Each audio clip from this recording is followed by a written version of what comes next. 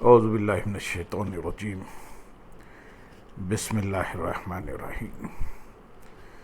برادران عزیز و معزز خواتین، آج کی ہماری اس نشست میں علماء کا ادب و احترام، اس پر روشنی ڈالی جائے گی۔ علماء کی عزت و توقیر کے لیے سواری کی رکاب پکڑنے کے بارے میں بھی روایت مروی ہیں۔ چنانچہ حضرت سیدنا عبداللہ بن عباس رضی اللہ تعالیٰ عنہما نے حضرت سیدنا زید بن ثابت رضی اللہ تعالیٰ عنہ کے سواری کی رکاب پکڑی۔ خلیفہ دوم امیر المومنین حضرت سیدنا عمر فاروق رضی اللہ تعالیٰ عنہ نے حضرت سیدنا زید بن ثابت رضی اللہ تعالیٰ عنہ کی سواری کی رکاب پکڑی، یہاں تک کہ وہ سوار ہو گئے۔ حضرت سیدنا زید رضی اللہ تعالیٰ عنہ کے اصحاب کھڑے یہ سب دیکھ رہے تھے۔ امیر المومنین رضی اللہ تعالیٰ عنہ نے ان سے فرمایا، تم زید کے ساتھ ایسا ہی کیا کرو۔ علماء کی آمد پر ان کی عزت افزائی کے لیے کھڑے ہونے میں کوئی حرج نہیں، مگر تعظیم کے لیے کھڑا ہونا مکروہ ہے۔ حضرت سیدنا انس بن مالک رضی اللہ تعالیٰ عنہ فرماتے ہیں، رسول اللہ صلی اللہ علیہ وسلم سے بڑھ کر ہمیں کوئی بھی محبوب نہ تھا۔ جب ہم رسول اللہ صلی اللہ علیہ وسلم کو دیکھتے تو کھڑے نہ ہوتے، کیونکہ آپ صلی اللہ علیہ وسلم کھڑا ہونے کو پسند نہ فرماتے، کھڑا ہونے کو ناپسند فرماتے تھے۔ مروی ہے کہ رسول اللہ اکرم صلی اللہ علیہ وسلم نے ارشاد فرمایا، جب تم مجھے دیکھو تو کھڑے نہ ہوا کرو جیسا کہ اجمی لوگ کرتے ہیں۔ سرکار مدینہ صلی اللہ علیہ وسلم نے ارشاد فرمایا، جسے یہ اچھا لگے کہ لوگ اس کے لیے کھڑے ہوں تو اسے چاہیے کہ اپنا ٹھکانہ جہنم میں بنا لے۔ تاجدار رسالت صلی اللہ علیہ وسلم نے ارشاد فرمایا، کوئی شخص کسی کو اس کی جگہ سے اٹھا کر خود وہاں نہ بیٹھے، بلکہ تم وسعت کرو اور کشادگی پیدا کرو۔ پس صحابہ اکرام رضی اللہ تعالیٰ عنہ اس روایت کی وجہ سے ایسا کرنے سے بچتے تھے۔ نور کے پیکر تمام نبیوں کے سرور صلی اللہ علیہ وسلم نے ارشاد فرمایا، جب لوگ اپنی اپنی جگہوں پر بیٹھ جائیں، پھر اگر کوئی اپنے بھائی کو بلائے اور اس کے لیے کشادگی کرے تو اسے وہاں چلے جانا چاہیے، کیونکہ یہ اس کی طرف سے اکرام ہے جو اس نے اپنے بھائی کے لیے کیا۔ اور اگر کوئی اس کے لیے کشادگی نہ کرے تو جہاں وسعت یعنی جگہ پائے وہیں بیٹھ جائے۔ ایک شخص نے بارگاہ اقدس میں سلام پیش کیا۔ اس وقت آپ صلی اللہ علیہ وسلم قضائے حاجت میں مصروف تھے، لہذا سلام کا جواب ارشاد نہ فرمایا۔ معلوم ہوا کہ جو شخص قضائے حاجت میں مصروف ہو، اسے سلام نہیں کرنا چاہیے۔ علیک السلام سے ابتدا کرنا مکروہ ہے۔ ایک شخص نے بارگاہ رسالت میں علیک السلام کہا تو آپ صلی اللہ علیہ وسلم نے ارشاد فرمایا، علیک السلام مردوں کا سلام ہے۔ یہ بات آپ صلی اللہ علیہ وسلم نے 3 مرتبہ ارشاد فرمائی۔ پھر ارشاد فرمایا کہ جب تم میں سے کوئی ایک اپنے بھائی سے ملاقات کرے تو وہ السلام علیکم ورحمۃ اللہ کہے۔ مجلس میں آنے والے کے لیے مستحب ہے کہ جب وہ قوم کو سلام کرے اور بیٹھنے کی جگہ نہ پائے تو واپس نہ جائے، بلکہ ان کے پیچھے بیٹھ جائے۔ چنانچہ ایک مرتبہ رسول اکرم صلی اللہ علیہ وسلم مسجد میں جلوہ افروز تھے کہ 3 شخص آئے۔ ان میں سے 2 سرکار مدینہ صلی اللہ علیہ وسلم کی طرف بڑھے۔ ایک نے مجلس میں کشادگی پائی تو وہ وہاں بیٹھ گیا، جبکہ دوسرا لوگوں کے پیچھے بیٹھ گیا، اور تیسرا شخص پیٹھ پھیر کر واپس چلا گیا۔ آپ صلی اللہ علیہ وسلم اپنی مصروفیات سے فارغ ہوئے تو ارشاد فرمایا، کیا میں تمہیں ان 3 لوگوں کے حال کے بارے میں نہ بتاؤں؟ بہرحال ان میں سے ایک نے اللہ تعالیٰ کی پناہ لی تو اللہ تعالیٰ نے اسے پناہ دی، دوسرے نے اللہ تعالیٰ سے حیا کی تو اللہ تعالیٰ نے بھی اس سے حیا فرمائی، اور تیسرے شخص نے اعراض کیا تو اللہ تعالیٰ نے بھی اس سے اعراض فرمایا۔ جب 2 مسلمان آپس میں ملتے ہیں اور باہم مصافحہ کرتے ہیں تو ان دونوں کے جدا ہونے سے پہلے ان کے گناہ بخش دیے جاتے ہیں۔ حضرت سیدتنا ام ہانی رضی اللہ تعالیٰ عنہ نے بارگاہ رسالت میں سلام پیش کیا تو آپ صلی اللہ علیہ وسلم نے استفسار فرمایا یہ کون ہے؟ عرض کی گئی یہ حضرت ام ہانی رضی اللہ تعالیٰ عنہ ہے۔ تو آپ صلی اللہ علیہ وسلم نے ارشاد فرمایا ام ہانی کو خوش آمدید۔ جہاں تک ممکن ہو اپنے مسلمان بھائی کی عزت اور اس کے جان و مال کو دوسروں کے ظلم و ستم سے محفوظ رکھے، اپنی زبان اور ہاتھ کے ذریعے اس کا دفاع کرے اور اس کی مدد کرے، کیونکہ اسلامی بھائی چارہ اسی بات کا تقاضا کرتا ہے۔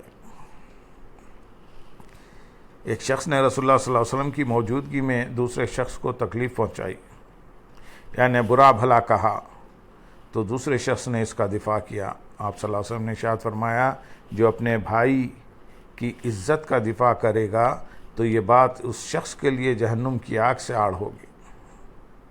جو اپنے مسلمان بھائی کی عزت کا دفاع کرے گا اللہ تعالیٰ کے ذمہ کرم پر حق ہے کہ وہ قیامت کے دن اسے جہنم کی آگ سے بچائے۔ جس کے پاس اس کے مسلمان بھائی کا برا ذکر ہو اس حال میں کہ وہ اس کی مدد کرنے کی طاقت رکھتا ہو، مگر اس نے اپنے بھائی کی مدد نہ کی، تو اللہ تعالیٰ اس شخص کو دنیا و آخرت میں ذلیل کرے گا۔ اور جس کے پاس اس کے مسلمان بھائی کا برا ذکر ہو اور اس نے اپنے بھائی کی مدد کی تو اللہ تعالیٰ دنیا و آخرت میں اس کی مدد فرمائے گا۔ جس نے دنیا میں اپنے مسلمان بھائی کی عزت کی حفاظت کی تو اللہ تعالیٰ قیامت کے دن ایک فرشتہ بھیجے گا جو جہنم کی آگ سے اس کی حفاظت کرے گا۔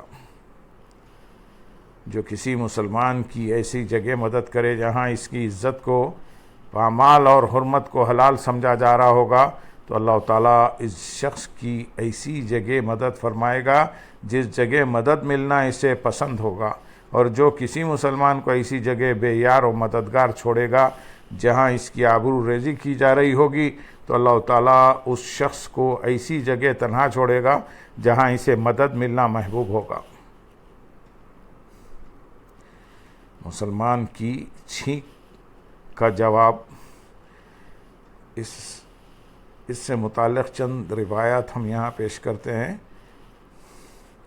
چھینکنے والا الحمدللہ علی کل حال کہے، اور جو شخص سنے وہ یرحمکم اللہ کہے، اور اس پر چھینکنے والا یہدیکم اللہ ہوا یصلح ہو بالکم کہے گئے۔ حضرت سیدنا عبداللہ بن مسعود رضی اللہ تعالیٰ عنہ بیان کرتے ہیں کہ رسول اللہ صلی اللہ علیہ وسلم ہم کو سکھایا کرتے تھے کہ جب تم میں سے کسی کو چھینک آئے تو وہ الحمدللہ رب العالمین کہے۔ جب وہ یہ کہہ چکے تو جو اس کے پاس موجود ہو وہ یرحمک اللہ کہے، اور جب وہ یہ کہہ لے تو چھینکنے والا یغفر اللہ لی ولکم کہے۔ ایک مرتبہ حضور صلی اللہ علیہ وسلم نے ایک چھینکنے والے کا جواب ارشاد فرمایا اور دوسرے کو نہیں۔ دوسرے نے اس کی وجہ پوچھی تو آپ صلی اللہ علیہ وسلم نے ارشاد فرمایا وہ چھینکنے کے بعد اللہ تعالیٰ کی حمد بجا لایا جبکہ تم چھینکنے کے بعد خاموش رہے۔ مسلمان کی چھینک کا جواب 3 بار دیا جائے، اگر اس سے زیادہ مرتبہ چھینکے تو جواب نہ دو، یہ زکام ہے۔ حضور صلی اللہ علیہ وسلم نے ایک چھینکنے والے کو 3 بار جواب دیا۔ ارشاد فرمایا جب وہ 4تھی بار چھینکا تو آپ صلی اللہ علیہ وسلم نے ارشاد فرمایا تجھے زکام ہے۔ حضور صلی اللہ علیہ وسلم جب چھینکتے تو اپنی آواز کو پست رکھتے اور اپنے ہاتھ یا کپڑے سے منہ کو چھپا لیتے۔ ایک روایت میں ہے کہ اپنے چہرے کو ڈھانپ لیتے۔ حضرت سیدنا ابو موسیٰ اشعری رضی اللہ تعالیٰ عنہ بیان کرتے ہیں کہ یہود حضور صلی اللہ علیہ وسلم کی موجودگی میں اس امید پر چھینکتے کہ آپ صلی اللہ علیہ وسلم ان کی چھینک سن کر یرحمکم اللہ کہے، مگر آپ صلی اللہ علیہ وسلم ان کی چھینک سن کر یہدیکم اللہ فرماتے۔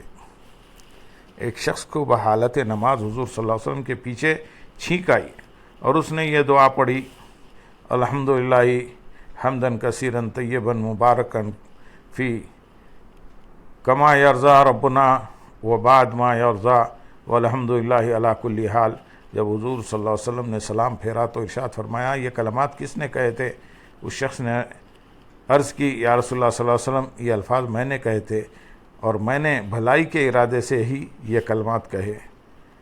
آپ صلی اللہ علیہ وسلم نے ارشاد فرمایا، میں نے 12,000 فرشتوں کو دیکھا جو ایک دوسرے پر سبقت کر رہے تھے کہ کون ان کلمات کو سب سے پہلے لکھے۔ حضور صلی اللہ علیہ وسلم نے ارشاد فرمایا، جس کے پاس کسی کو چھینک آئے اور وہ چھینکنے والے سے پہلے الحمدللہ کہہ لے تو اسے گردے کی تکلیف نہیں ہوگی۔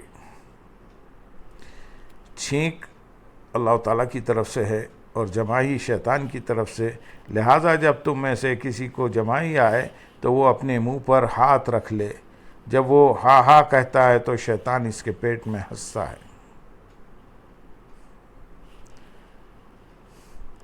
اللہم صلی علی سیدنا محمد وعلی آل سیدنا محمد وبارک وسلم۔ اگر کسی شریر سے سامنا ہو جائے تو تحمل مزاجی سے کام لے اور اس کے شر سے بچے۔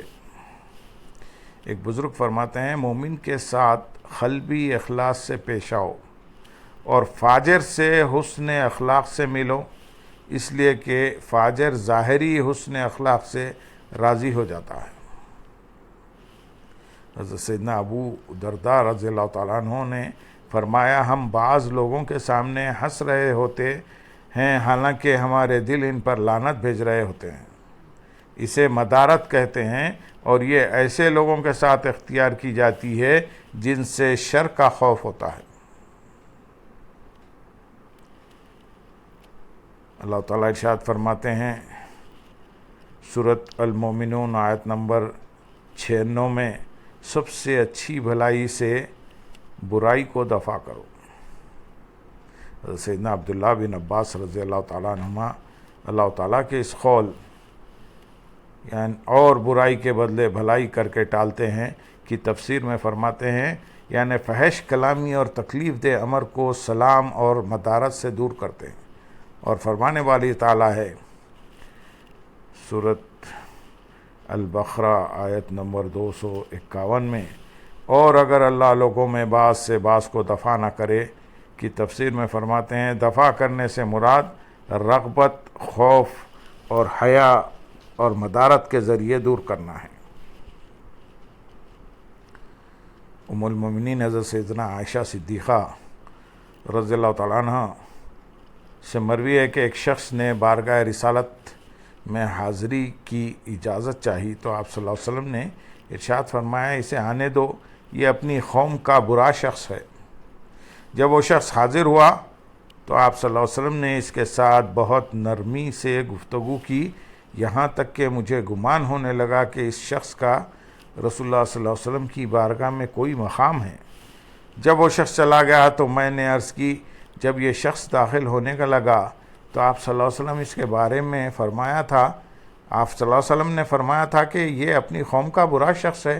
پھر آپ صلی اللہ علیہ وسلم نے اس کے ساتھ بہت نرمی سے گفتگو فرمائی تو آپ صلی اللہ علیہ وسلم نے ارشاد فرمایا، اے عائشہ، قیامت کے دن لوگوں میں سے اللہ تعالیٰ کے نزدیک مقام و مرتبے کے اعتبار سے سب سے برا وہ شخص ہوگا جسے لوگ اس کے برے قول و فعل کی وجہ سے چھوڑ دیں۔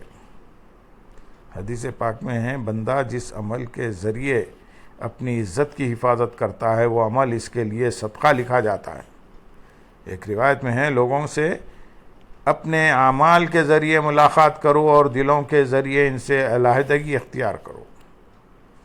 سیدنا محمد بن حنفیہ رحمۃ اللہ علیہ فرماتے ہیں، وہ شخص دانش مند نہیں جو ان لوگوں کے ساتھ اچھے طریقے سے نہیں رہتا جن کے ساتھ رہنے سے اسے چارہ نہیں، یہاں تک کہ اللہ تعالیٰ اس کے لیے کوئی کشادگی پیدا کرتے ہیں۔ اللہم صلی علی سیدنا محمد وعلی آل سیدنا محمد وبارک وسلم، وآخر دعوانا ان الحمد للہ رب العالمین۔ سبحان